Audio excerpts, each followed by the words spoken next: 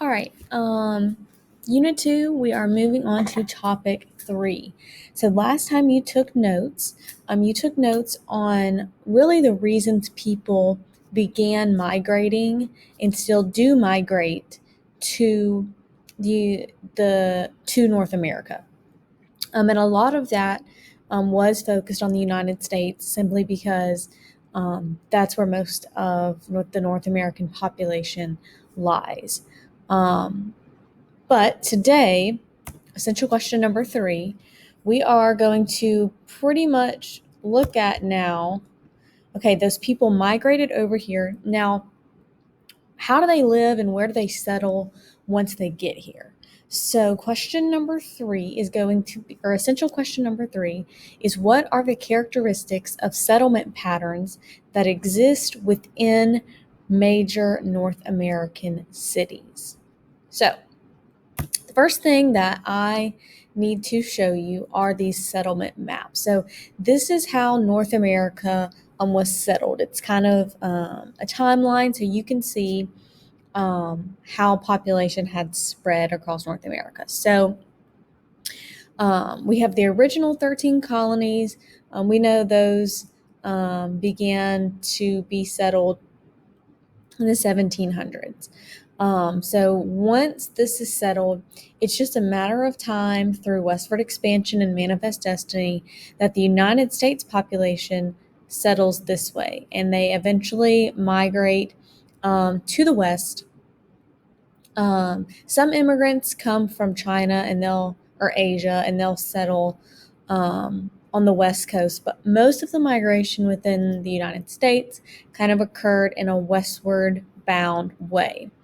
Within Canada, Canada was a British colony for a long, long time. And although their settlement pattern isn't as linear as the United States, we pretty much just went west. Um, Canada is kind of scattered, and you can see that here. A lot of their territory they just gained at one time. But either way, the settlement patterns within the cities are going to be similar. So, early settlement patterns within North America had to do with the fact that the typical citizen living in these places lived and worked on a farm. They were farmers.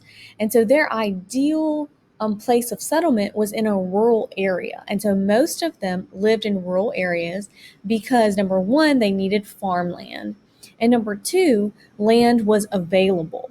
Um, all of this land, especially over here in the United States, the government wanted it settled so that it couldn't be taken away as easy. They wanted people living on it. And so they were like giving hundreds of acres away if people would just go live on this land. And so it was available. So most people were living on farms, working on farms to survive because, I mean, that's what you had to do. Our economy was based on agriculture back then. And the way that the people were organized was through townships. So there weren't these large cities, but territory was mapped and numbered. And so when people went and moved out there, they were like, okay, you're on plot number 897. Like that's your plot of land. So everyone was pretty much spread out. Obviously, there were little towns. If you needed to go to the store for something, but for the most part, the population wasn't very dense and people were very spread out. You can see how the townships were divided. This is an aerial view over Kansas. Kansas is right here. Um, so you've probably seen aerial footage like this before, and you see it and you're like, okay, all of those are divided up into squares. Well, those would have been the townships that were divided and given out. So you can see how that kind of changed the landscape. But again, everyone was pretty much spread out. Their family was on their own farm doing their own thing. Then things started to change. So this is a map of when people started leaving rural areas, so leaving the farms and moving into cities. And you can see At the turn of the century, so at the beginning of the 1900s, more and more people are moving from the country into the city. And so finally in 1920, the United States specifically is more urban than it is rural. The word urban means city. So you can see as the years go on, more and more people are moving to cities. Okay, we know that happens. Well, why does it happen?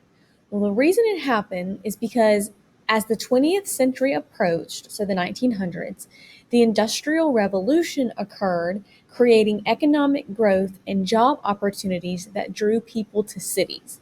All right, so the Industrial Revolution turned North America's economy from being agriculturally based to being industry based. So, with the Industrial Revolution, we have these new technologies. And now the United States, their economy isn't based on people growing food and selling it. It's based on manufacturing these raw materials into finished products. And that has to be done in a factory. And these factories were built in cities. These businesses were put in cities. And so, in order to work, people need to find jobs, they needed to move to the cities. And so, urbanization, which is people moving to cities, typically begins when a factory or multiple factories are established within a region, thus creating a high demand for factory labor. So there were these factories who needed workers, and there were these people who needed jobs. Because all of a sudden the economy was not agriculturally based anymore. We didn't need as many farmers because of new technology. So they needed to find a job, and the only place to find them was in the city. So that's why they had to move there. Um, Currently, 82% of people living in North America live in a city. That is a staggering amount. 8 out of 10 people that are in North America live in a city. Now, these are the top 10 cities or the major cities within North America. I did this by population, so there are a couple of cities from Canada on here, but most of them are in the United States. Now, although 82% of people living in North America live in a city, 74% of people living in North America live in one of these 10 cities. 3 out of every 4 people in North America live in one of these 10 cities, okay? Because the jobs just attract people. There's so much industry there now. And all of this started during the Industrial Revolution. So, when you think about it, it's crazy to think that you and I are the 26% of people that don't live in one of these 10 cities in North America. That is a staggering number. It's honestly crazy. Um, and so, how are these cities set up though? So, we looked here, and when people were living in rural places, this is kind of how the cities were set up. They were just divided into squares, and everyone kind of had their own piece of land. They weren't organized in a certain way. It was every man for himself. Well, in modern urban cities, um, in developed countries, you can see 3 different types of settlement patterns.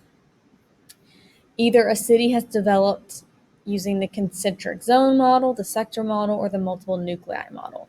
And it's not like a city, wakes up and says, okay, we're going to develop in this way. It just happens naturally. So originally people built their homes together for companionship, safety, and shared services. But over a long period of time, many villages grow as more people want to live in them. All right, so these are people moving into cities. This creates a distinct shape or pattern of land use. And these are the patterns that you will see in these 10 major cities. So let's break them down a little bit. In every single one of these, you'll see a central business district. Okay, in all cities, you'll see a central business district. This is the center, and it contains the shops, offices, and public buildings because it is the most accessible point. The central business district was like the original part of the city. That's, the center, it's where the city was founded, and it kind of expanded from there. The low class residential areas, so that's going to be the blue in these models over here. That's considered the inner city. Okay. In some settlements, this area contains abandoned factories and old terraced houses and residents with lower socioeconomic status. So, people living within the low class residential area are going to be your poorer residents, um, mainly because they have to be walking distance to their jobs, which is typically in the central business district. Um, so what you'll see is you'll see the central business district, and then you'll see the lower class residential area close to the central business district. Then as you move out, see if I can move myself again. As you move away from the central business district, the people that live there are getting richer. So medium to high class residential areas are going to be the green and the yellow. All right, they're going to be the furthest away from the central business district and the furthest away from industry. This is where um,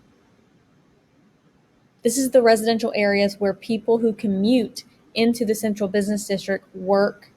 Um, I'm sorry, I cannot speak.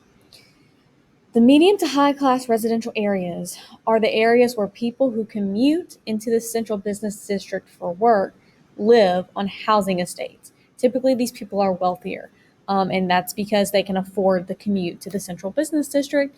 These are the suburbs, right? When you hear the word suburbs, you think of these single family houses, the white picket fence. This is where they live, and they drive 30 minutes into work every day. That is going to be the medium to high class residential zone, and those are further away from the central business district. Again, these are models for the modern day settlement within major North American cities.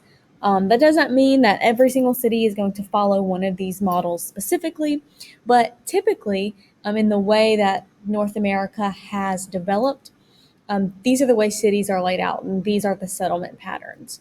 Um, so you need to answer essential question number 3 at the bottom of your notes for the summary. What are the characteristics of settlement patterns that exist within major North American cities? Email me if you have any questions or if you're confused about a topic, and we will set up a time to talk about it.